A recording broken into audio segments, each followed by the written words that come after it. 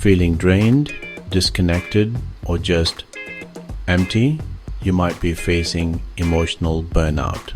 Emotional burnout, the silent exhaustion. Alright, let's make this simple.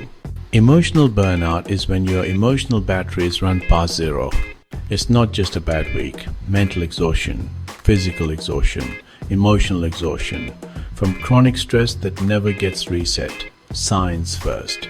I feel constantly tired, even after sleep. I'm more irritable. I'm numb like nothing lands. Motivation drops, focus slips, small tasks feel heavy. I start withdrawing from friends, withdrawing from joy, withdrawing from myself. My body speaks up 2 headaches, tight chest, upset stomach, restless nights. Why does this happen? Cause a stack, chronic workload and no real recovery. Emotional overload, caregiving, people pleasing, constant conflict, poor boundaries, saying yes when I mean no, perfectionism and that inner critic pushing do more, loneliness, lack of control, values misalignment, working against what matters to me. So, how do I recover? Step 1, name it. I'm burnt out.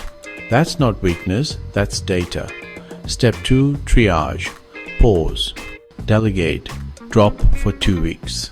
Make a stop doing list. Step 3, protect basics. Sleep, whole foods, hydration, sunlight, a daily 10-minute walk. Step 4, regulate my nervous system. Try box breathing. Inhale 4, hold 4, exhale 4. Hold 4 for 3 minutes. Step 5, set one firm boundary today. 1. I can't take that on right now. Step 6, refill with joy, not doom scrolling. Music, nature, creative play. A phone call with someone safe. Step 7, reflect weekly. What drained me? What restored me? Do more of the restore.